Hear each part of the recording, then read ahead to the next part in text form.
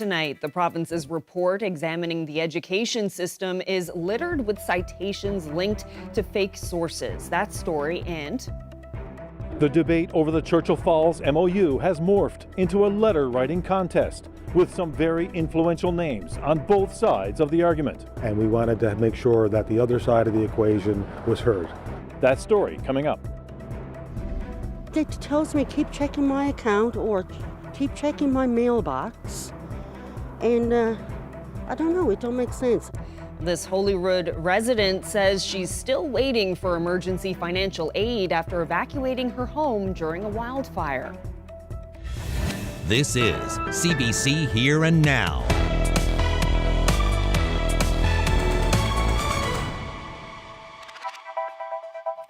Good evening and welcome to Here and Now. A major report on modernizing the province's education system is peppered with references to academic articles that don't actually exist. Some educators believe the fake sources were likely fabricated by artificial intelligence. The CBC's Patrick Butler reports. The report is a 10-year roadmap for improving education. It's a 400-page brick that took 18 months to prepare. But look closely enough at the Education Accord NL report, and you'll find it includes at least 15 fabricated academic sources. One of the fictitious citations seems to be pulled directly from a university style guide, a guide that clearly lists fake references designed as templates for students writing a bibliography. Josh Leposki is the former president of the Memorial University Faculty Association. Errors happen. Made-up citations is a totally different thing. Where you essentially demolish the trustworthiness of the material. Some educators worry the fabricated citations were likely created using artificial intelligence, which scrapes the internet to generate human-sounding text. Aaron Tucker is an assistant professor at Memorial who studies the history of AI. There are sources in this report that I cannot find in the MUN library, in the other libraries I subscribe to, Google searches. Whether that's AI, I don't know. But again, it's been fabricating sources is kind of like a telltale sign of artificial intelligence. Neither of the co-chairs of the report agreed to an interview, but they did confirm an investigation is underway. One of the major calls to action in their report, making sure students and teachers learn to use AI responsibly. Patrick Butler, CBC News, St. John's. Now, Education Minister Bernard Davis spoke with reporters this afternoon. Davis says the errors in the Education Accord are being fixed, and he pushed back against suggestions that artificial intelligence was used in the report. Can you clear the air on this idea of the potential use of artificial intelligence? Was AI used in the crafting of this report? Absolutely not. It's preposterous to even think that someone would type in AI, let's give us an education accord of 118 pages with 450 citations to assume that AI is going to generate a document of that nature. It's too foolish. No, but just part of the report, though. Any parts? No. Absolutely not. This is generated out of the hearts and minds of individuals that have been arguing and fighting for the improvements in the education system for decades. In some cases, some of these recommendations are long-standing things that need to be fixed with the education system, both from an early learning perspective right up to, as I say, cradle to grave education for early learners. Now, the co-authors of the Education Accord turned down Radio Canada's request for an interview, but in a joint statement released today, Anne Burke and Karen Goodnow say they co-authored the report with significant written input from other advisory committees and stakeholders in the province. Now, the statement goes on to say, quote, after the report's publication, a small number of references and corresponding citations were found to be inaccurate. These errors are being rectified, and the report will be updated accordingly. Meantime, the provincial PCs and NDP both say this calls into question the credibility of the report. This is supposed to be 10 years that this is going to guide the education system here in Newfoundland and Labrador, and now we find out that there are sources that are fake. I know the authors of the report, good, solid people, and they're committed to education, but this really undermines their work and the report itself. Then to find out that some citations are, ghost citations, I'd call them, is alarming because it brings into question the credibility and integrity of the report. Well, anyone looking at that now would have to go through it with a fine-tooth comb now and make sure that what's in there is proper and credible. Well, in other news, the province says it has paid out more than $2,000 in emergency assistant payments so far. The one-time $500 checks were meant to help people who were evacuated during the summer's wildfires, but not everyone has received that money yet. And I looked at the police officers. I said, well, can I go back in and just grab some more clothes? No, ma'am. Sorry. You need to be out of here within 10 minutes. So I was there with my dog, and thank God my friend did show up, right, and brought me home, brought me down to his place. But I slept in his shed for 3 days, and then my mom then finally made room for me and took me into her home, right? And like it was crazy, and I left with the same clothes I had on my back. So government said that they were going to help people because, of course, you're out of your home for so long, you wouldn't have the food that you had in your house or, you know, incidentals. Did you ever receive that money? No, I did not. No. And even when I came back home, right, like I had to clean up my whole home because I left my windows open there too, right? And there was a smell of smoke and ash, like, you know, around my property, well, even inside my home, obviously, because I was all in a panic. Tells me keep checking my account or keep checking my mailbox. And I don't know, it don't make sense. And each time I've called this 1-800 number, they're telling me, okay, then they're going to put a track on it, right? But I said, look, people around me received theirs, but I didn't, right? So I don't know what's going on. Now, the provincial government says it's working with the Red Cross to process the one-time payments as quickly as possible. People who were evacuated from their homes for more than 14 days are eligible for a second $500 payment. The province says the number of outstanding payments will depend on how many households complete the registration process, which closes on Monday. In other news, as the political temperature heats up on the eve of an election, debate over the Churchill Falls MOU is intensifying in the form of a letter-writing campaign. Here now, Terry Roberts reports. First, it was a damning dispatch from Danny Williams and his Group of 9, highly critical of the Churchill Falls MOU. Another giveaway to Quebec, they charged. Now, another Group of 9 has assembled to counter the critics. Media outlets received a copy Thursday evening of this September 9th pro-MOU letter to Premier John Hogan. It's signed by some prominent business leaders in the province, and just by coincidence, there's 9 signatures. Among them, an airline executive, a leader in the construction industry, a generational entrepreneur, a Labrador CEO, a former NL Hydro board member, a mining industry entrepreneur, the managing director of a dockyard, a business advocate, and this man, the owner of a St. John's investment firm, highly connected in the tech world. Now he's stepping full force into the Churchill Falls MOU debate. We were responding to the fact that the public was being given a narrative that we didn't quite believe in. The latest letter parrots the Liberal message that a new deal with Quebec will energize the provincial economy and provide billions in revenue. All of this requires a healthy economy, and we're not going to get there if we say no to Quebec on this deal. I believe that the Churchill Falls deal with Hydro-Quebec is a once-in-a-generation opportunity. They've come together in the face of mounting criticism of this proposed energy deal. To counter, they say, the misinformation and hyperbole that's out there.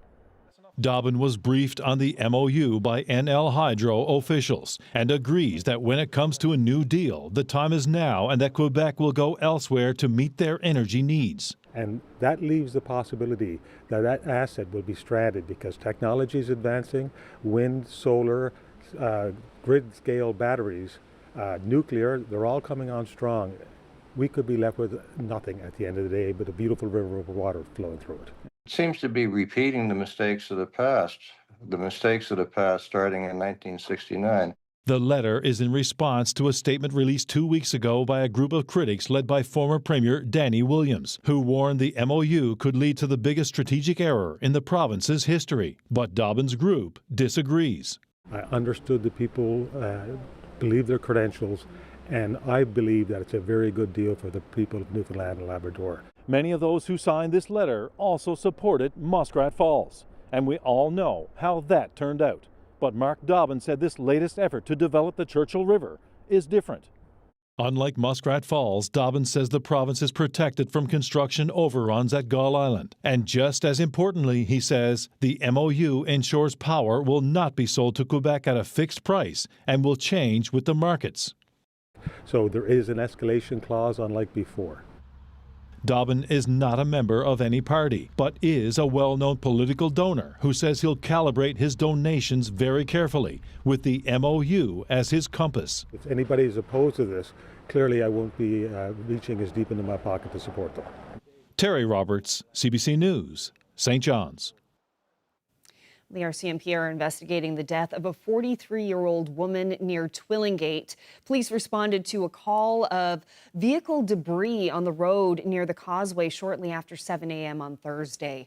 The underwater recovery team arrived on the scene yesterday evening and located a vehicle submerged in the ocean. Divers retrieved the vehicle from the water with the help of a local crane operator. The 43-year-old woman was found deceased inside. Anyone with additional information about the incident is being asked to contact Twillingate RCMP. Well, back in St. John's, a health tech company had hoped to expand into the United States, but those plans were dashed by tariffs. Now they're hoping for help from a federal government tariff relief fund for Atlantic Canadian businesses. Heather Gillis reports. St. John's-based PolyUnity 3D prints all sorts of healthcare products, from custom casts for broken bones to containers to hold vials of blood work. They've even made a device to help stroke patients strum the guitar. Company CEO Jacqueline Lee says they were working to expand to the United States. Plans U.S. President Donald Trump's tariffs have hindered. We've spent the last 2 years focused on primarily the northeastern U.S., trying to a lot of time infield in Boston and trying to explore entering that market. And that's ground to a halt at this point. Monday, Prime Minister Mark Carney announced $80 million of a $1 billion tariff relief fund will be dedicated to Atlantic Canadian businesses. Lee says her company hasn't lost any sales or profit, but has lost opportunity to expand south. Despite that, she hopes PolyUnity will qualify for some of the cash Carney announced. There are so many indirect measures. We spent a lot of time pursuing an in-market, and with in healthcare especially, the sales cycle is years of relationship building and in-market activities. So there's lots of indirect effects that might not be measured on your profit statements. Atlantic Chamber of Commerce CEO Rhonda Tulk-Lane says that money could help businesses looking for new suppliers or markets to sell into. She says the Atlantic Canada Opportunities Agency is already accepting applications for the program. When it was announced, the program was open. We don't see that too often within government. Usually it can take months, several months to open a program. So I want to let all businesses know and all your listeners that the program is open. Meanwhile, Lee says her company has pivoted and is now looking to sell to places like Germany and Iceland instead of the U.S. Heather Gillis, CBC News, St. John's. The province-wide fire ban has now been lifted. However, government is still warning residents to be careful and to check the fire hazard map to see if your region is currently allowing fires. As of this afternoon, all regions of the province currently have a low fire hazard rating. And the new Muse Center is opening in St. John's on Monday. The city describes it as a state-of-the-art facility offering a wide variety of amenities, including a 26-meter, 6-lane swimming pool and a full-size gymnasium. The city says a grand opening event is being planned for sometime in the fall. Well, today we've got an area of low pressure offshore. That's spinning some showers, some gusty winds, along with some cooler temperatures as well. Temperatures really going to drop as we head through the night tonight. In fact, Environment Canada has a frost advisory for parts of the province. We do have some sunshine in the forecast through the day tomorrow. There's also some places that are going to see some showers, and we definitely have an unsettled end to the weekend. I'll break it all down for you coming up a little later.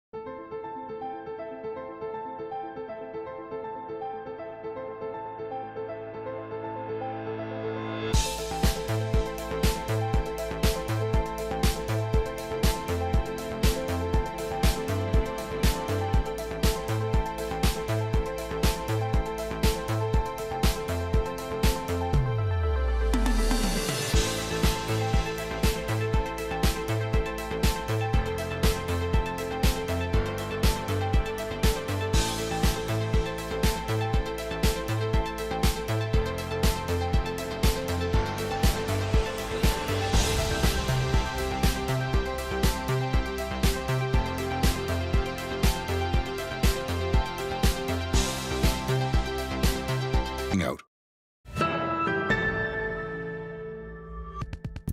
The family of a 14-year-old boy who died of a drug overdose is hopeful that an upcoming trial will set a new legal precedent. The CBC's Zach Audi has more. No more silence. No more silence. No more waiting. No more waiting. No more lives lost. No more lives lost. An emotional plea that barely hints at the pain these folks and others have experienced because of the drug addictions crisis. Leading the crowd there was Chantel Kennedy Stagg. At a rally at Confederation Building in St. John's on Thursday, Kennedy Stagg shared the story of losing her brother, Axel Martin, to a drug overdose. But she says this story is about to enter a new and painful chapter for her family as the person who sold drugs to Axel Martin is heading to court. The rally was one of several held across the province by the group Guardians of Recovery. The group is calling for more public attention to drug and addictions issues and for changes to our health and justice systems.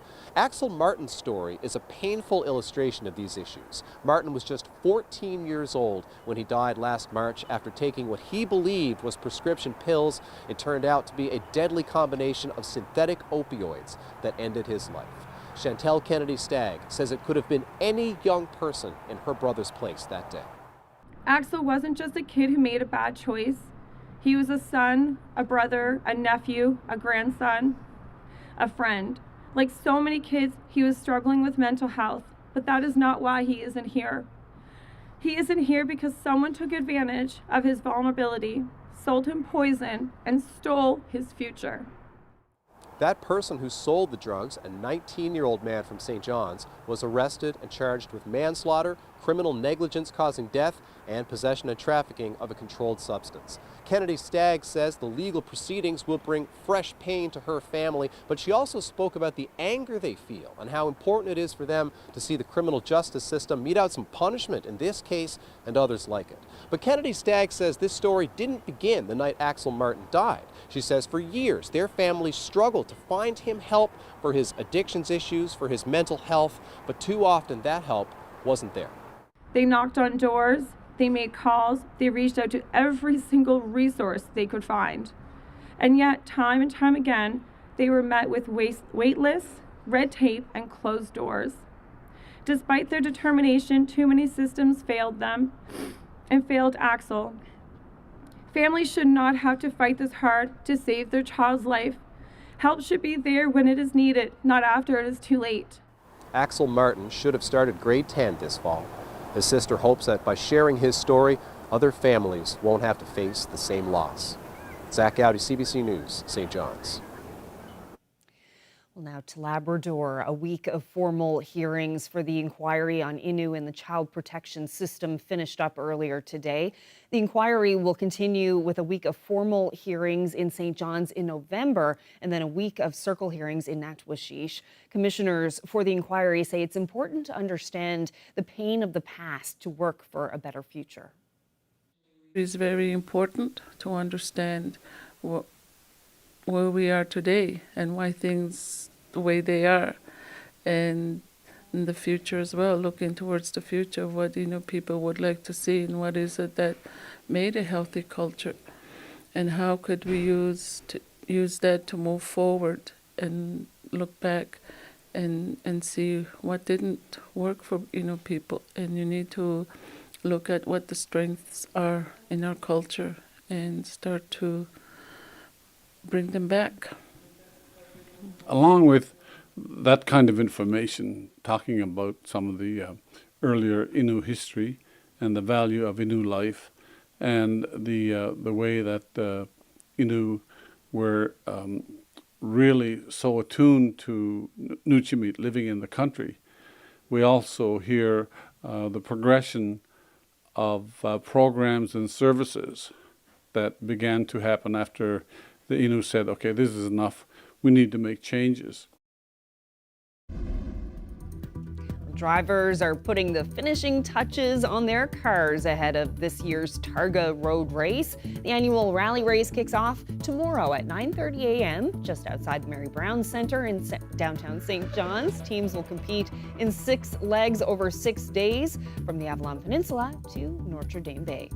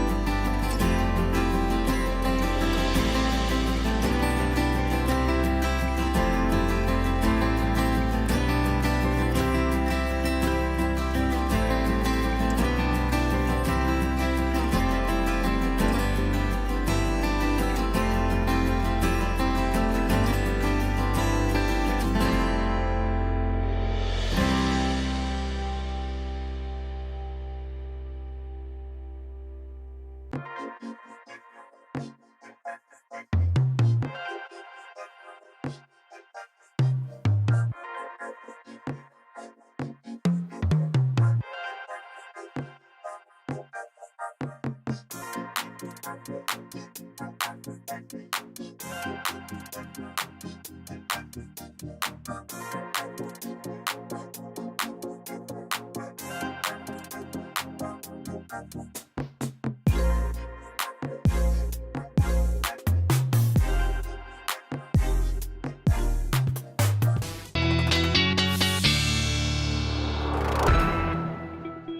happy Friday, Ashley. It was another wet one out there today. Yeah, it certainly was. We saw a few showers in some cases across the island, along with northerly flow, which kept those temperatures a little cool today. And the reason for that is an area of low pressure offshore spinning those showers, mainly along the northeast coast, south coast. Beautiful afternoon today. You saw plenty of sunshine and some milder temperatures as well. And then we've definitely got some cloud cover up across Labrador. Things are starting to clear out, though, as we speak, and temperatures are going to be chilly as we head through the night tonight. We're down to about single digits for the coast of Labrador. Same thing pretty much along the northeast coast. Twillingate 8 degrees right now, Bonavista, Terra Nova and St. John's all still sitting at about 11 degrees. And then again, those warmer temperatures, because you're away from that onshore flow along the south coast right now, sitting in the teens. But yeah, things are going to really cool down as we head through the night tonight. Environment Canada has a frost advisory in place for the Northern Peninsula East, all the way through down to Corner Brook, through the interior, and then Green Bay, White Bay, as well as Grand Falls, Windsor. So your temperature is expected to drop tonight to anywhere from about -2 to +3. And that means that the risk of frost is certainly possible. I think low-lying areas are at the best risk of seeing those temperatures dropping below 0 overnight tonight, as you can see with this map. But even coastal areas of Labrador, your temperatures are going to be on the cool side overnight and into the early morning hours tomorrow. So if you do still have some frost-sensitive plants out there that you'd like to keep, make sure you cover them up. But yeah, it is going to be fairly chilly. So expect some patchy frost. There's your temperatures overnight tonight. 2-3 degrees along the coast of Labrador, about 7 degrees for Happy Valley, Goose Bay. And then again, low-lying areas through central. But still only sitting between 3 and 5 degrees for most areas. The Avalon will stay a little warmer, around 9 tonight. And then about 7 degrees along the south coast. Again, we're still going to see some northwesterly winds, though, stay up a little bit, about 30 to 50 kilometers per hour. But the shower activity will eventually clear out, and it will lead to those clear skies, which will allow those temperatures to drop overnight tonight. But again, likely through central and east, we'll still hang on to some of that cloud cover, at least through the first part of the day. But tomorrow, it is going to set the stage for a pretty nice day for the most part. We'll likely see some cloudy periods through the afternoon, and the best chance of showers will be for the southwest. They'll be spotty at best, but still that chance. And then for Labrador, at least the west and north, you're going to see some showers move in. You should start fairly nice through the Upper Lake Melville area and towards the coast. The clouds will be on the increase, and you will see some showers late day for the Upper Lake Melville area. And then eventually you'll see some showers towards the coast, but that won't be until later and even through the overnight as well. Most areas, even along the south coast, you may see some drizzle and fog develop through the overnight and into early Sunday. But for the most part, it is looking fairly nice tomorrow. Take a look at your daytime highs. They're going to be a little bit below where you should be sitting this time of year, but with some sunshine, it'll still feel fairly nice. 14 to 17 or even 18 degrees. The warmest temperatures will be on the west coast of the island, where your winds will be out of the southwest, somewhere between 15 to 25 kilometers per hour. Now, we will see that wind shift from more northwesterly to more southeasterly tomorrow, especially across the Avalon. So temperatures will likely top out around 13 or 14 degrees before that happens. And then up across Labrador overall, the warmest temperatures will be for the Upper Lake Melville area and southeastern portions of Labrador, where you should sit in the mid to upper teens. Still dealing with single digits, though, for the north coast.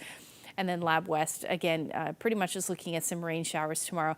Southwesterlies gusting somewhere between 20 to 40 kilometers per hour. But yeah, so rain. It'll continue into Sunday as well. Some of us are still going to see some sunshine, but I'll get into that forecast coming up a little later. Thanks, Ashley. Well, if you're interested in learning how your body works, Memorial University's medical school has the exhibit for you this Saturday. They're displaying plasticized specimens created by an anatomy professor, and it shows just how amazing the human body really is. I'm Shakti Chandra. I taught anatomy here since 1974 till 2015, and what you see in this room is what I created. All these specimens are real and human, and they came from people who donated their bodies to science. I'm grateful to them for having made the ultimate gift. You see a couple of hearts. This one here is a normal heart, and the heart is the size of a fist, and you can see it fits like this in the body. It's a little more to the left than the right, but it's almost in the midline. And this heart that you see over here is very big. Well, it probably came from a bigger person, but more than that, this is a diseased heart. Like if you see, there is this bypass here. So this person had a coronary bypass, and one in front and one on the back. This liver here is a healthy liver, as is this one here. But this liver in the middle over here that you see, this has got all these lumps and bumps, and this is a cirrhotic liver. In 2005, I saw an exhibition, Body Worlds, which was created by Dr. Gunther von Hagens, and those specimens were really far superior to anything I'd ever seen. So I thought that's something to have because, it's so good. How valuable have these specimens been to medical students and all sorts of students here at Memorial University? I think they're invaluable because if you look at it, they're here one thing, that it's so much easy to see and to handle them, and they don't smell, they're easy to store, and they last a lifetime. Like some of these are already 25 years old. Dr. Chandra, what do we have here? We have half a head from a person. I've sectioned it right in the midline. So what you see, these little holes, these are the sinuses. When people have sinusitis, that is inflammation of these sinuses. And here is the spinal cord coming down right here. And these are the vertebrae. These are the vertebral bodies. And these lines that you see in between, these are the discs. This thing here that you're seeing is the tongue. One doesn't think that the tongue is so big, but it really is. What do you want people to take away from it? Well, I want them to look at the specimens and understand their body a bit better. And I believe that the human body is the most amazing thing in the whole wide world. And for its proper functioning, all you need to do are three things. You got to feed it, you are what you eat, you got to move, and you've got to rest it. Because when you rest, all the organs are still working, but at a slower pace, and that's when the body recuperates. You do those three things, and I hope you can realize your dreams just like I have done mine. Wow. Well, from health to history, Captain Bob Bartlett, the legendary explorer from Brigus, made several trips to the Arctic aboard the SSV Ernestina Morrissey. And now, for the first time in 37 years, the schooner has returned to Brigus. Bringing Ernestina Morrissey here, formerly FEM Morrissey, back to some home waters where Captain Bob Bartlett was stationed here. He's from here, and so he stopped here, as I understand it, every time he went up to the Arctic and returned from the Arctic. In addition, a lot of his crew came from this area. She hasn't been here in nearly 40 years, so that's a big deal. Plus, we also have students from Memorial University, the Marine Institute as well. And so to bring this vessel back to the waters that she's been in many times is pretty much very much an honor.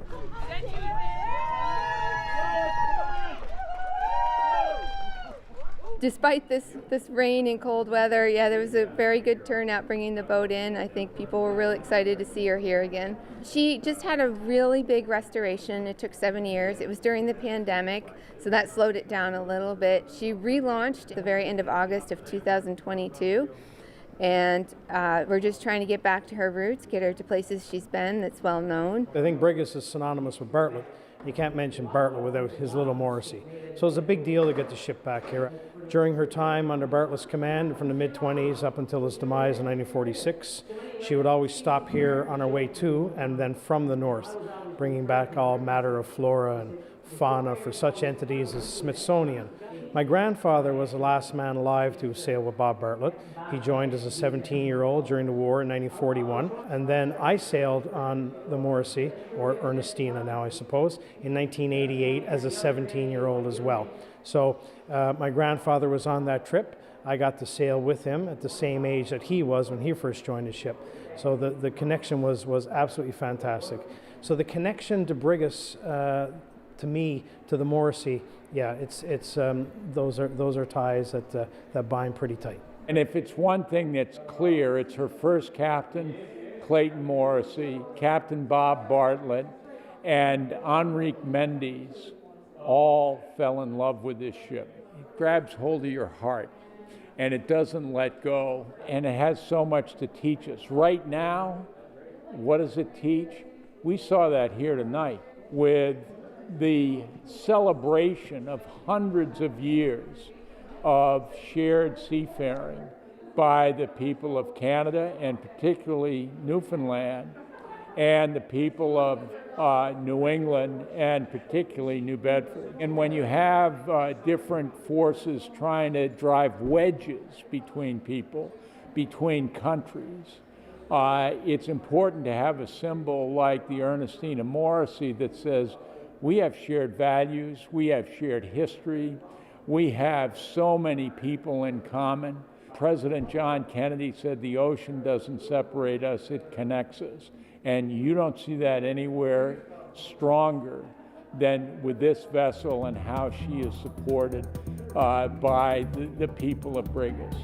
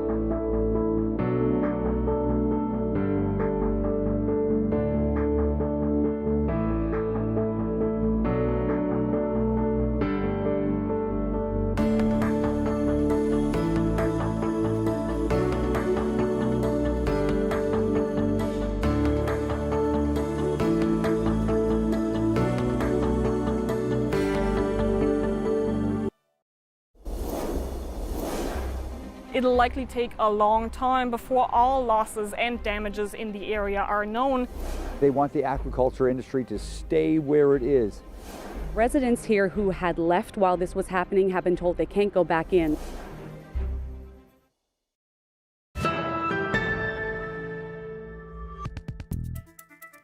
Corner Brook's biggest art festival hits West Street on Saturday. Colleen Connors has more. Corner Brook's biggest art festival is in full gear, taking place this Saturday night. CB Nui is a festival that has art installations, movement, live music, community involvement, and it completely transforms the downtown here on West Street. Artists are very busy today preparing those art installations for the big event on Saturday night. This artist wrapped these silks in plants and steams them to create beautiful designs. She's going to hang them from this large alder circle. And there'll be a bench inside of it and a soundscape, and people will be invited to sit in the circle of silks and just listen to the birds and the bees and relax. This is Johnston's third year participating in CB Nui. There's things for people of all ages, from little kids to senior citizens, and yeah, I just think it's just a really accessible and open and friendly and welcoming festival.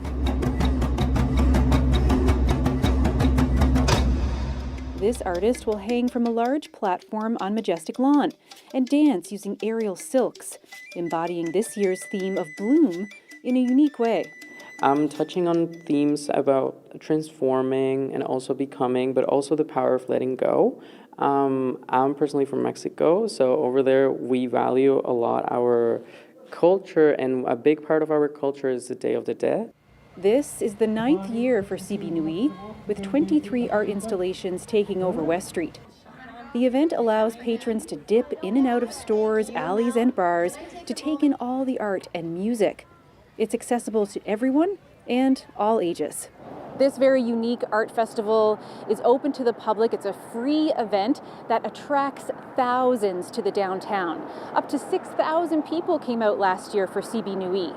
Artists are putting their final touches on everything, and soon this whole area will be transformed.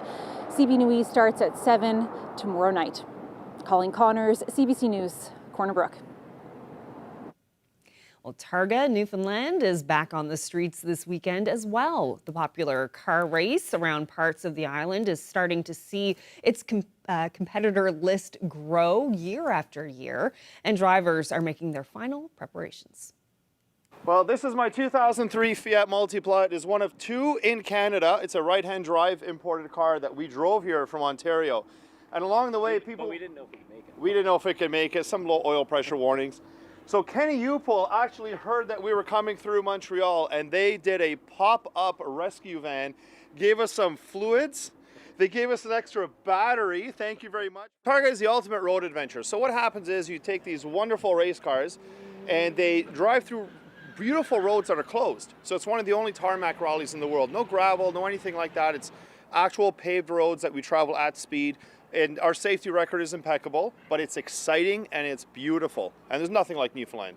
We've tripled our entry now since COVID. We're now up to around 30 plus cars.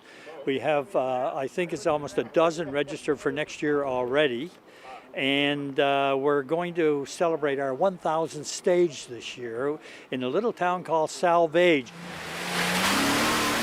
6 days on the road, and we cover approximately 1,800 kilometers, of which 500 is competition. Bought this car brand new off the lot here in St. John's back in 2002. It was always a dream to do Targa. Unfortunately, we left it the same year of its inaugural year. 23 years later, shipped the car back to St. John's back last September, and looking forward to coming full circle and racing this event this year. Very heavy right foot, so it was destined to be. Pleased to be racing here today for YWCA Calgary, where I work. They've been an amazing sponsor, and excited to just be here. When you approach your bosses at the YWCA and be like, I'm going to race my car around rural Newfoundland, what sort of reaction do you get? Well, the first thing they say is, we need more insurance for you. But no, they were thrilled and really excited, and I thought it was a great opportunity to bring some profile to an important charity in our country. I fell in love with this province in 2018 when I came here the first time to do Targa, and I dragged Tom in 2023, and we have just decided we need to come back every year and do more of this and see more of the province and just enjoy and also share what we love about Newfoundland with everyone else in the world. Well, firefighters in Labrador paid special tribute to those killed on 9/11. The Muskrat Falls site served as the location for the annual memorial climb. In 2005, a bunch of firefighters got together for a memorial climb for the fallen firefighters during September 11th, when the tragedy occurred in New York. 2020, I believe, Jay Anderson started it in Goose Bay with the climb. It was an individual challenge for firefighters, and it's been going on since. We have some firefighters been doing it since then. Some, like myself, this is my second year attempting it, and we also have some new firefighters doing it for the first time. And again, the whole purpose of it is just a memorial climb for that day. And so this year, what we decided to do is combine that with a fundraiser in order to give back to the community and some organizations that could use, some help here. I'm 73, and I'm in the Valley Fire Department almost 50 years. And I just feel when that happened in 9/11, I could feel for those guys and what they went through. A stair climber in a gym is basically you're doing the climbs, but if you're going to compare apples to apples, I mean, if you're going to do this, which is an ascent of 70 meters, we got to do it 5 times, but just one ascent of 70 meters is a feat in itself, and it pretty much puts you in the reality of where these people were at that day. 110 stories, 2,100 steps. It's quite the ascent. So accolade to all the people behind me that did it, and hydro employees that assisted with the water stations, the first aid stations, and just making it possible for us to do this in Muskrat Falls. So appreciate Newfoundland and Labrador Hydro for making this happen for us, and this gives us as close as perspective as you possibly can with the firefighters on 9/11. So I appreciate that very much.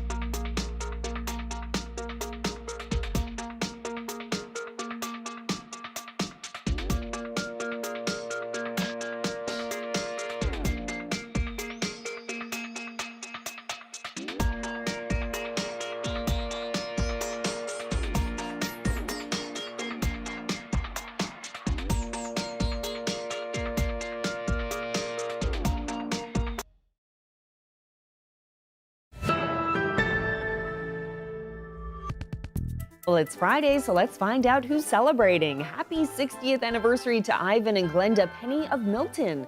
Congratulations to Fraser and Lavinia Harding of Greens Pond, who are marking 51 years of marriage. Wishing Melvin and Edith Stuckless a happy 51st anniversary as well. It's a golden anniversary for Roger and Rosie Carnes of Conception Bay South.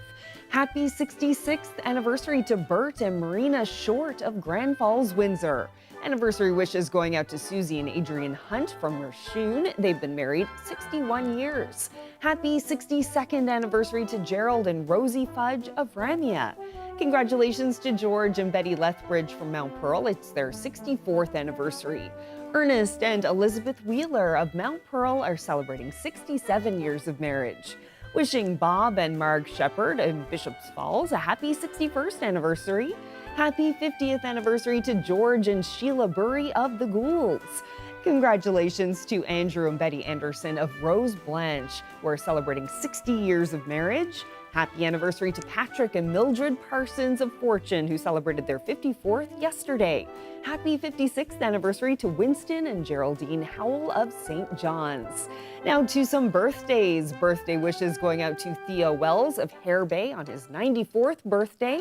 Walter Frost of Hillview, Trinity Bay is celebrating his 94th birthday. Birthday greetings going out to Heman Whalen of St. John's. Heman turned 93 this week. Happy birthday to Edith Hedge, who's celebrating her 94th birthday in Deer Lake. Wishing Isabel McKinnon a very happy birthday. She's turning 101 this coming Sunday. Ms. McKinnon is affectionately known as Old Nan. Happy birthday. Happy birthday also to Dorothy Pryor of Grand Bank, now living in Paradise. She turned 99 yesterday. Happy 90th birthday to Clayton Frampton of North Harbor, now living in Paradise. And special birthday greetings going out to Sister Frances Pennell, who turned 100 yesterday. Sister Frances is from Daniels Point and now lives at the Presentation Convent in St. John's. Happy birthday.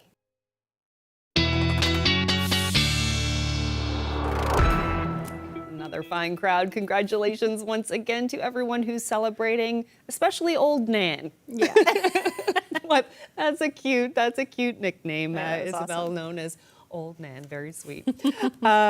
So the weekend is here. Mm-hmm. I'm sure lots of people are wondering if they're going to be heading out and about. What would be a good day to get outdoors, if there is a good day to get outdoors? Yeah, well, it really just depends on where you are across the province. Tomorrow for the island looks beautiful. Mm-hmm. That's good. Now we may see a few showers for the southwest, but yeah, that's it. But things are going to take a turn as we head into Sunday. So let's take a look at what's going on until we get there. So some showers overnight, Saturday into Sunday across Labrador, and some of those showers will make their way towards the northern peninsula as well by the time we get into Sunday morning. So most of us will be seeing cloud cover and maybe even a few showers in the mix there through the day. It'll get a little bit more unsettled as we head into the afternoon, specifically for southeastern portions of Labrador and the west coast. Even along the south coast of the island, expect drizzle and cloud cover through most of the afternoon. And then in the evening, we'll likely see those showers for the Avalon. But overall, daytime highs will be in the teens through the day, anywhere from 16 to 19 degrees across the island. Labrador, coastal areas anyway, between 9 and 11 degrees, and then the rest of the big land between 13 and 15 through the afternoon on Sunday. As we head into Monday, those showers will be more widespread, particularly through the overnight and into the first part of Monday across the island, and then again, fairly unsettled up across Labrador. You may see a little bit of sunshine in the mix for those of you in Lab West in the morning. That's the best chance, but it's going to stay cloudy into the afternoon, along with some shower chances as well. Now, the northern peninsula, again, you may see some sunshine, but again, more showers moving in overnight on Monday or overnight into Tuesday rather. But overall, daytime highs for you will sit in the single digits. And then really, depending on where you are, you'll see between 13 to 15 degrees through central on Monday, and then pretty much all the coast, west coast, south coast, and even the Avalon will sit in the mid to upper teens through the afternoon. Now for Labrador, back to the teens for the coast, about 14 degrees in Cartwright, and then anywhere from 12 to 14 pretty much for the rest of the big lands. That's a little bit near or a little bit below where you should be sitting this time of year. But taking a look at the long range forecast for St. John's and eastern Newfoundland, overall, other than those shower chances on Monday, temperatures are going to be sitting between 16 to 18 degrees. Tuesday should feature some sunshine. Then by the time we get into Wednesday, again, a little unsettled through the day, and our overnight lows will be sitting in the single digits to start next week as well. For Central, you're looking at some rain on Monday. Tuesday looks decent at this point with some cloudy periods, then more showers for your Wednesday. You'll eventually see some clearing skies in western Newfoundland Tuesday, and then that'll set the stage for a pretty lovely day on Wednesday as well, with your daytime high around 16. For Labrador, at least in the east, pretty unsettled right through the week, although you'll see some showers late day on Wednesday, some sunshine Tuesday for western Labrador, and then some showers will return for your Monday. Your Wednesday, you can tell it's Friday. Our weather photo of the day is taken in Jonathan's Pond, Jonathan's Pond, I should say, in Central. Thank you so much. Look at that cotton candy sky. Love it. Lynn, thank you. If you have any weather photos, you can share them with us at nlphotos@cbc.ca. Very nice, Lynn. Thank you. Jonathan's Pond. We had a Bob's Cove. Yeah, the other day. we did. Yeah. Lots of names named after people. Wonder what that story is of Jonathan's Pond. Yeah. All right. Well, that is it for us on this Friday evening. Hope you have a wonderful weekend, and thank you so much for watching. Good night.